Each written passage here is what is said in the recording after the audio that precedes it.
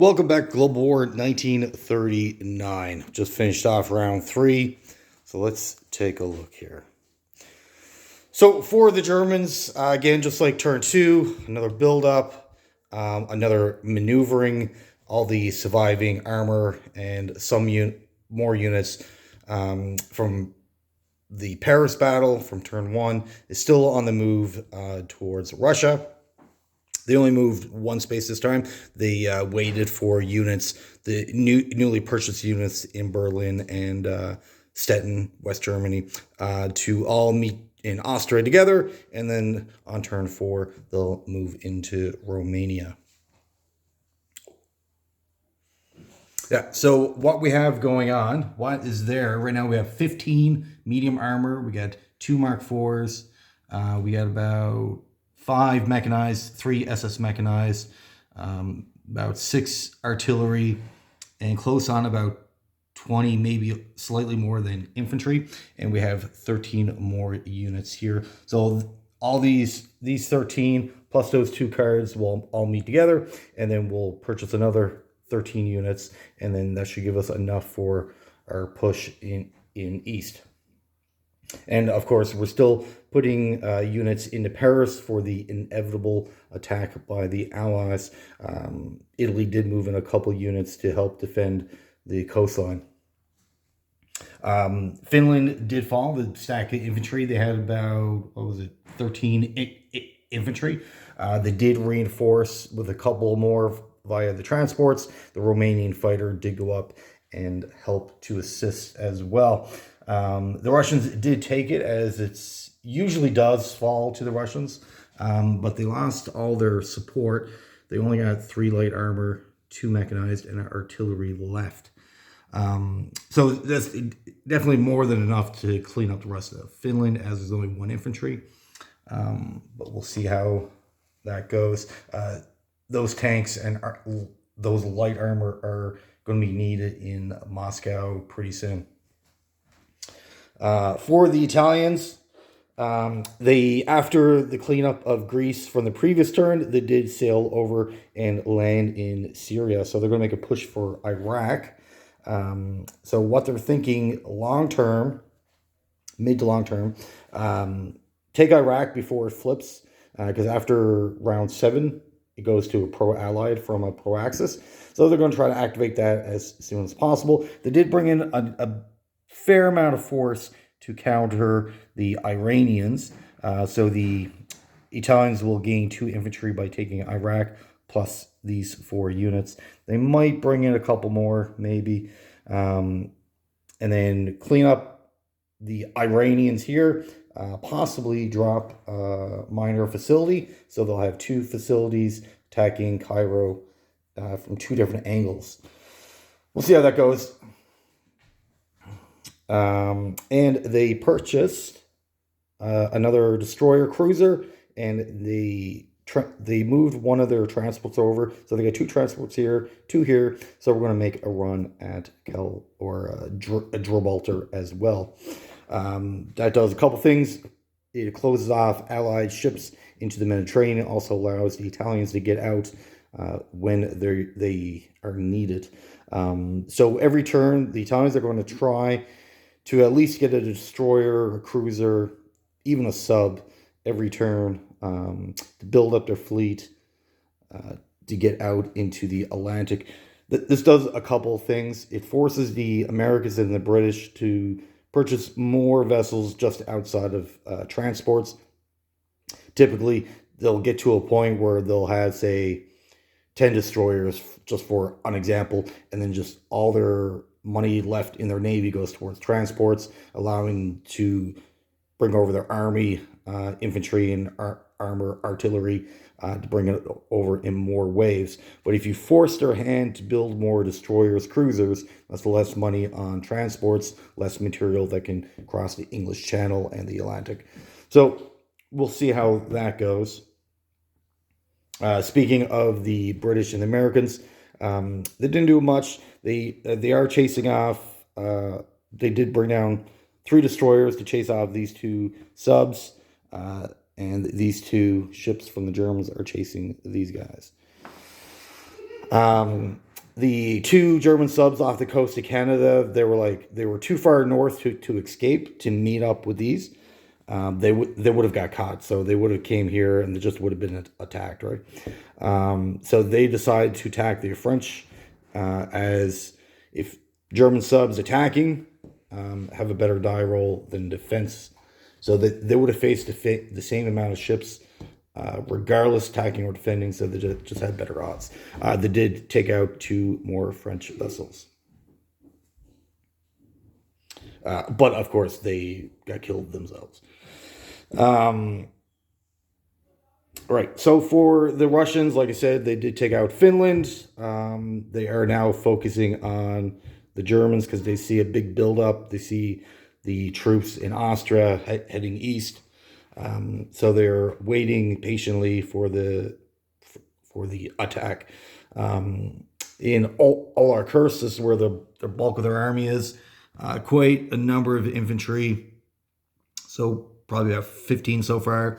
KV-2, 2 light tanks, a rocket, 5 artillery, and 3 medium tanks. So they're going to want to get possibly another few more rockets, a couple more KV-2s, and put most of their money in their infantry. So that's their plan. Oh, no, they got their rockets right here, so they don't need to buy any more for that. Yeah, so a few more armor, focus heavily on infantry. I'm not really a huge fan of the only infantry army. They do stifle your ability to counterattacks when opportunities do arise. So you do want a good mix of offensive punch as well. This is where the armor comes in play. Armor does help out on defense as well, but you definitely want that, and you want your infantry to absorb the hits from your enemy, right? So you do want a good number of infantry, but if you're they got only 30 infantry attacking, 15 armor, then obviously your enemy's going to have a better die roll per unit. So we'll see. For the British in Africa, they're just slowly moving up, utilizing their transports to get some more units up. They captured the last of the Italian African Horn territories. So basically their job now, they're going to get all these units up into the Cairo area, as this is the opening. You take Cairo, then the rest of Africa usually falls. Yes, they could skirt around it, but there's no real point. They need to take, like the Italians, need to take Cairo to win Africa. And same thing with the British. To attack the Italians front on, they do need to take that complex. So if the Italians' plan is to build a secondary complex, they do need to stop that as fast as possible. So this landing here kind of puts a bind on the Cairo defense, because if they stay here, they're going to give these guys permission to roam around, do whatever they want. But if they pull units away, well, that only helps the other side of the Italian army to attack. So it's nifty little move. Make some interesting choices for the rest of the UK. Iran went ahead and activated the last of their territories. FEC did lose a big battle here. They lost a lot of heavy equipment, armor, heavy artillery. So they kind of had to slow down a little bit, build that back up. Unfortunately, they weren't able to counter. So that means the Burma Road is closed, which is great for the Japanese, not so great for the Allies and the Chinese. For China, it was a very interesting turn. As if you're looking closely at the map, all I see are regular conscript infantry, couple special naval landing forces. So this is the only veteran they have left. China's allowed into Hong Kong once Japan is at war with FEC. They went ahead in force. They went in about 8 infantry and their fighter. The Japanese only had 4 veterans. So all of them clearly got lost. And they had a bunch of veterans up here as well. the Chinese went and attacked, losing all their infantry in the process, surviving with their armor they got from America and their 2 artillery. They got the secondary artillery because the Burma Road was open on a previous turn. They did lose all their infantry. However, their goal wasn't necessarily to win. It was to remove the veterans. That was their main priority. Because of these 2 battles, China did lose quite a few infantry. They are very thin looking. So what, they got 8, 10, 12 infantry. Usually China's roaming around with about 20 at this point. So they are behind, taking on 2 major battles, losing quite a few infantry. But they did do their goal in removing the Japanese offensive punch in their veterans. So Japan got some thinking to do. They kind of got shoved back to the coastline.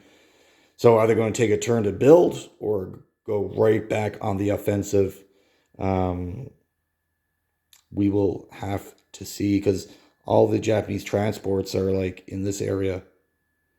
They got 3 up here. So do they take defenses away, blocking Russia, give Russia an opening? They do got a fair amount of troops on the coast, so could take back Hong Kong. Maybe one other territory. We'll see. There's some thinking that has to be done here.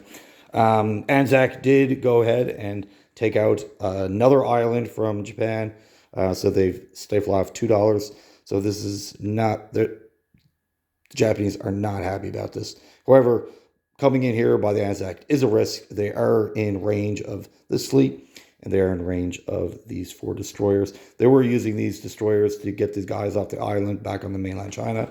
They might have to reprioritize and take out this, because we can't keep, the Japanese can't keep allowing Anzac just to roam around unchallenged. And for their purchases, they got 2 more destroyers. For America, they got another battleship, and the rest of their purchase went in the Atlantic. They didn't actually move anything around. 1 more battleship. And actually, because of that purchase, they're tied in battleships with the Japanese. So as the Americans, you certainly don't want to fall behind the Japanese in their navy. An okay situation is if you're tied. But you certainly want to have more capital ships than your enemy. You want to have more support vessels like destroyers, cruisers, and subs than your enemy. If you're working with greater numbers, then the more success you should have. Or at the very least, you don't have to go into as many risky battles. On the Atlantic side, we got a couple more medium armor, a couple more Marines, and a few more transports. So they're quite heavy on the transport fleet. Not so much. They only got a torpedo boat destroyer, a sub, and destroyer. So they want to probably get some more warships on this side of the ocean. They don't want to only rely on the British, even though the British do got a healthy, got a cruiser, 4 destroyers, 2 battleships. The French got a cruiser and a destroyer as well. So the British are looking pretty healthy, especially against the Germans. But once the Italians come out, they're going to want to beat this up a little bit.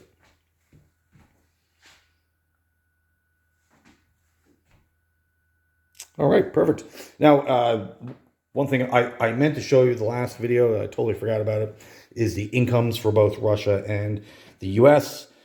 So right now, Russia's sitting at 32. So to get to 48, we're probably looking at two more turns, unless they get, 12 and 12. But if you're just looking at averages, Russia probably got 2 more turns before they're in the war.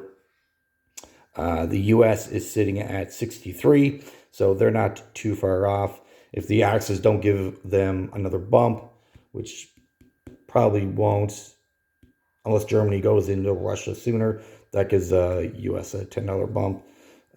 But they're probably within 2 turns as well. So both these nations I'm thinking probably turn 5 if nothing drastic happens, just by rolling the dice, right? All right, perfect. Thank you for watching, and you have yourself a great day.